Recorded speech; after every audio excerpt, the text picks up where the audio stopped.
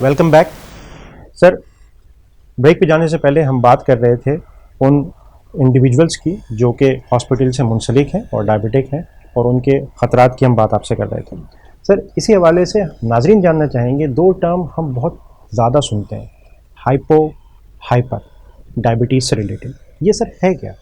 देखिए, हाइपोग्लाइसीमिया और हाइपरग्लाइसीमिया से मुराद शुगर की कमी और शुगर की ज़्यादती है। अब पहले इसको हम तय कर लें।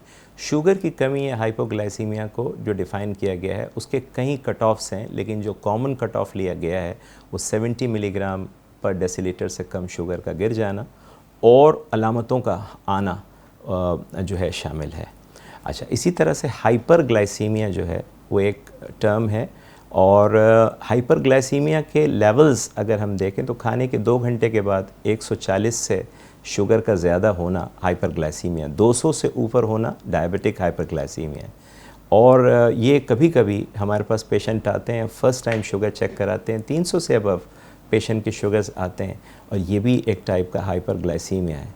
जो पेशेंट्स फ़र्स्ट टाइम अपने मुआलिज के पास 300 से ज़्यादा शुगर के साथ रिपोर्ट करते हैं, उनमें मुआलिज का काम भी है कि उस मरीज़ को राइट अवे ये समझाया जाए कि भाई अगर इसी तरह का दूसरी एक वैल्यू आ जाए कि रैंडम शुगर 300 से ज़्यादा है, तो उस सूरत में उस पेशेंट को इंसुलिन का एक ऑप्शन ज़रूर जहन में रखना चाहिए मुआलिज के एंड पे। तो हाइपरग्लाइसीमिया की डेफिनेशन जो है वो डायबिटिक हाइपरग्लाइसीमिया की 200 से अबव खाने के 2 घंटे के बाद की शुगर है। 140 से और 200 के दरमियान वो प्री डायबिटिक हाइपरग्लाइसीमिया है, और फास्टिंग के अंदर अगर उस पेशेंट की शुगर 126 से अबव है तो वो फास्टिंग हाइपरग्लाइसीमिया है।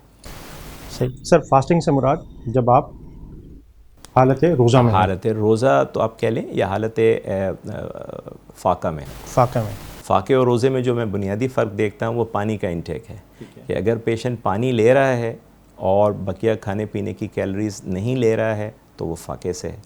और रोज़े के अंदर तो आपको सबको पता है कि ये दोनों चीज़ें अलाउड नहीं है अल्लाह की मर्ज़ी से। अम्मी की मुझे बात याद आती है सर, कि जब हम बच्चे थे पूरा पूरा दिन जो है ना रोज़ा रख के सोते रहते थे, तो वो उसको जो है ना फाके में लेती थी, बोलती ये रोज़ा नहीं है, फाका है। फ़ाका है, एब्सोल्युटली सही। एब्सोल्युटली। सर जी, ये बताइएगा कि डायबिटीज़ वाले जो अफराद हैं उनको वर्जिश करनी चाहिए, इस बात को हम सब जानते हैं। मौजूदा सूरत हाल में इस वर्जिश को कैसे कंटिन्यू किया जाए, जबकि हम उनको खुद कह रहे हैं कि ये आपने घरों में रहना है, बाहर नहीं निकलना है, सोशल डिस्टेंसिंग को मेंटेन करना है। अब जाहिर सी बात है, घर की अपनी लिमिटेशन होती है, हर एक के पास लॉन और ये तमाम चीज़ें नहीं होती जो वो वॉक कर सके। तो आप समझते हैं डॉक्टर साहब, मौजूदा सूरत हाल में इस वर्जिश को कंटिन्यू किया जा सकता है? देखिए, वर्जिश जो है, मैं और आप जैसे बैठे हैं ना, इसके इस हालत में भी मुमकिन है। हम अपने पैरों को टैप कर सकते हैं।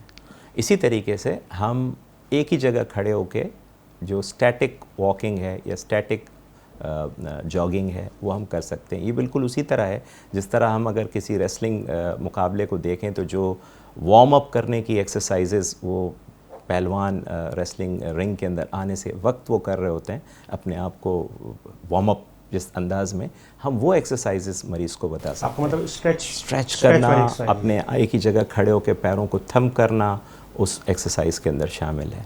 अच्छा, इसी तरीके से कुछ ऐसी एक्सरसाइजेज हैं जो हम बड़े आराम से अपने बेडरूम में भी कर सकते हैं। जैसे हम अपनी एब्डोमिनल स्ट्रेच की जो एक्सरसाइजेज हैं, अपने पैर को किसी चीज़ के अंदर फिक्स करके एक जा नमाज जैसे तोशे पे पुश्त के बल लेट के अपने गर्दन को ऊपर करने से हमारे एब्डोमेन के जो मसल्स हैं वो अच्छी तरह से एक्सरसाइज हो पाते हैं, उनकी टोनिंग अच्छी हो जाती है।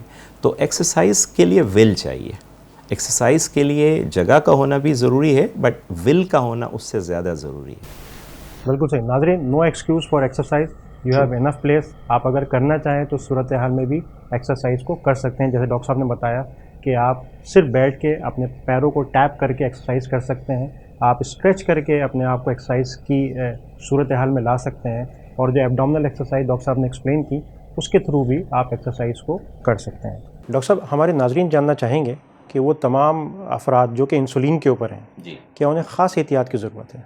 जी, उन्हें ख़ास एहतियात इस हवाले से ज़रूरी है कि इंसुलिन जो है एक ऐसा ज़रिया है जिसको इस लॉकडाउन में अवेलेबल कराना और उस चेन को मेंटेन करना, इंसुलिन की मौजूदगी या इंसुलिन की अवेलेबिलिटी, वो ज़रा सा हमें इसमें ख़ास चैलेंज की सूरत में नज़र आती है लॉकडाउन के अंदर। दूसरी चीज़ ये है कि इंसुलिन के अलावा उन मरीज़ों में शुगर्स का कंट्रोल होना, हाइपो और हाइपर्स को मैनेज किया जाना,